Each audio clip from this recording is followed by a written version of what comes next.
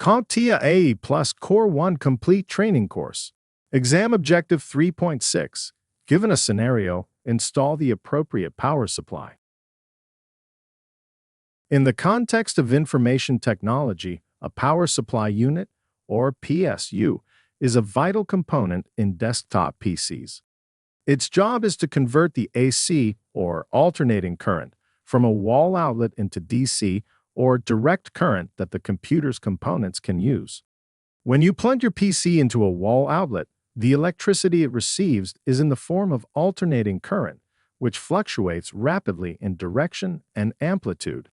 However, the delicate circuitry inside your computer requires a steady stream of direct current to function properly. This is where the power supply unit comes in.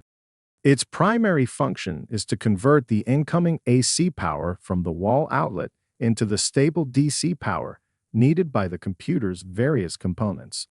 By performing this conversion, the PSU ensures that the computer operates smoothly and reliably, powering everything from the motherboard and CPU to the graphics card and storage drives. Thus, the power supply unit is truly the lifeblood of the desktop PC, providing the electrical energy necessary for its proper functioning. Moving forward with this topic, the next term we should know is voltage. Voltage refers to the measure of electrical potential difference between 2 points in a circuit. To state this another way, voltage is the force or pressure that pushes electrical charges through an electrical circuit. When you plug your desktop PC into a wall outlet, it receives electrical power in the form of alternating current. This alternating current typically comes in two primary voltage standards: 120-volt alternating current, or VAC, and 240-volt alternating current. These voltage standards dictate the level of electrical pressure that flows through the wires and into your computer's PSU. Within the computer, various components require specific voltages to operate effectively. For instance, the motherboard, CPU, graphics card, and storage drives each require different levels of voltage to function optimally. Common output voltages provided by the PSU include 3.3 volts, 5 volts, and 12 volts. It is important to note, once again, that these output voltages are in the form of direct current. To deliver these various output voltages, the PSU comes with various connectors, the most notable being the motherboard connector. Depending on the age of the motherboard and the PSU, we have the 20-pin, 24-pin, and 20+4-pin connectors. The 20-pin connector was a standard for older motherboards, but has largely been replaced by the more robust 24-pin connector. This 24-pin connector provides additional power for modern systems with more advanced components and higher power requirements.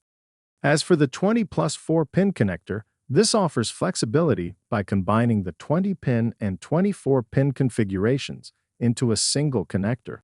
This design allows compatibility with both older and newer motherboards, ensuring seamless integration across a range of hardware configurations. Now that you understand voltage and how it is applied to power supply units, the next term you will need in your vocabulary is watt. A watt is a unit of measurement for electrical power. It indicates how much energy is used or produced. Furthermore, wattage, in the context of computer hardware, refers to the measure of electrical power that a power supply unit can deliver to a computer system. It's a critical specification to consider when selecting a PSU for a particular computer build. The wattage rating of a PSU indicates its maximum power output capacity, which determines the number and type of components it can reliably power. Components such as the CPU, graphics card, storage drives, and peripherals all draw power from the PSU to operate. Therefore, it's essential to choose a PSU with an adequate wattage rating to meet the power demands of these components. When determining the appropriate wattage rating for a computer build, it's important to consider the power requirements of each component individually and then calculate the total power consumption. Factors such as the type and number of components, their power draw under load, and any potential future upgrades or expansions should all be taken into account. Selecting a PSU with an insufficient wattage rating can result in system instability, unexpected shutdowns, or even damage to components. Conversely, choosing a PSU with excessive wattage may lead to unnecessary expenses and inefficiencies, as the system will only draw the power it requires. Therefore, understanding wattage and accurately determining the power requirements of a computer build are essential steps in ensuring a stable and efficient system. This knowledge enables users to select an appropriate PSU that can adequately power their components while also accommodating any future upgrades or expansions. Now, given the fictional setup here, I have a few questions for you to ponder. What component requires the most power? What is the total wattage requirement for this system? Would a 500-watt PSU be sufficient for this build? Would a 500-watt PSU allow for future upgrades? You are welcome to leave your thoughts in the comments. Now that we have discussed wattage, there is one more important specification to understand when selecting a power supply, and that is energy efficiency. Energy efficiency refers to how effectively a power supply converts incoming AC power from the wall into usable DC power for the computer's components. During this conversion process, some potential energy is lost as heat. A more efficient power supply wastes less energy and produces less heat.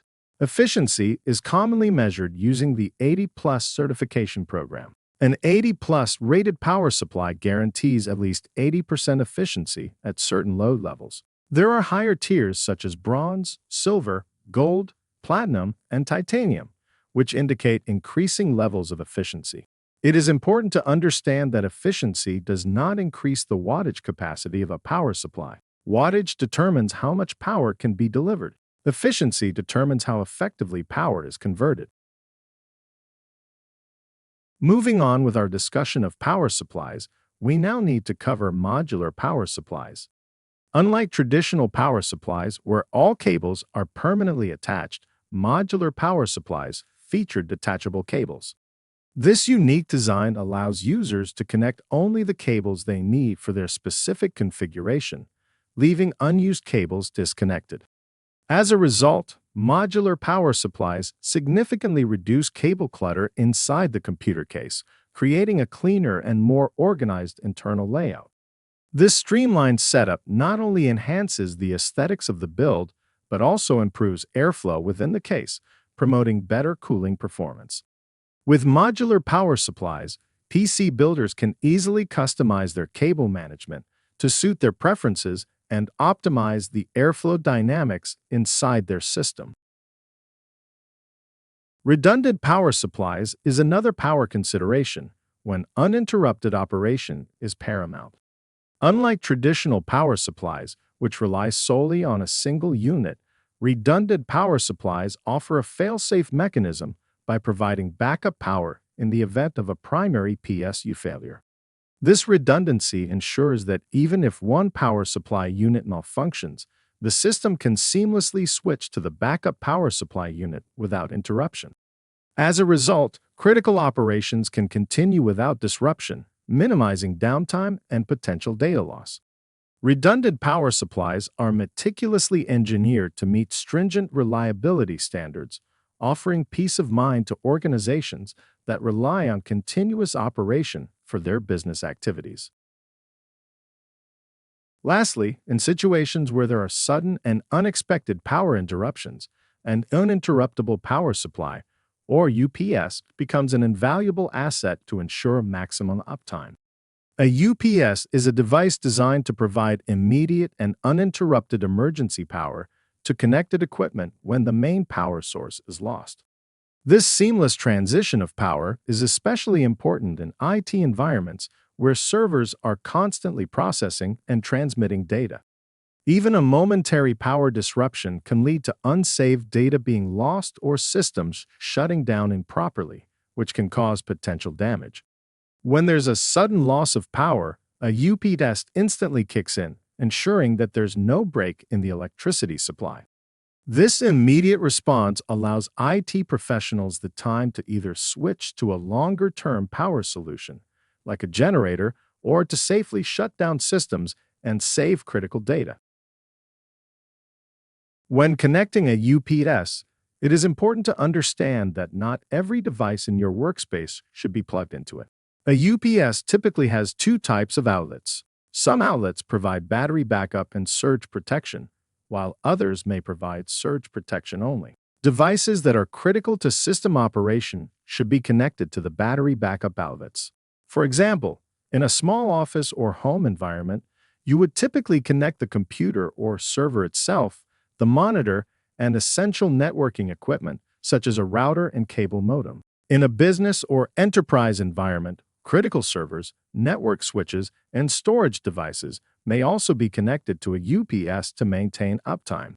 The reason for connecting networking equipment like a router, modem, or switch is simple. If your computer stays on during a power outage, but your network devices lose power, you still lose connectivity. In many IT scenarios, maintaining network communication is just as important as keeping the system powered.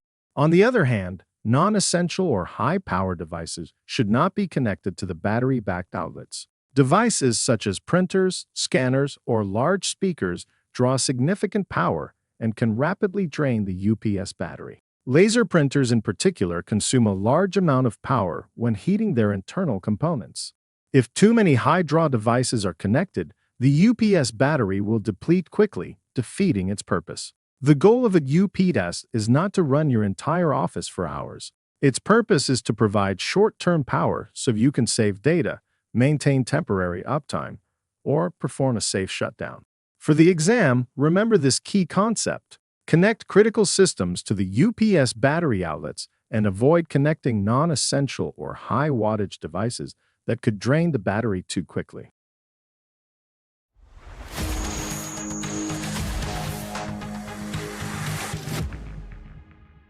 Thank you for watching. Subscribe for more great content.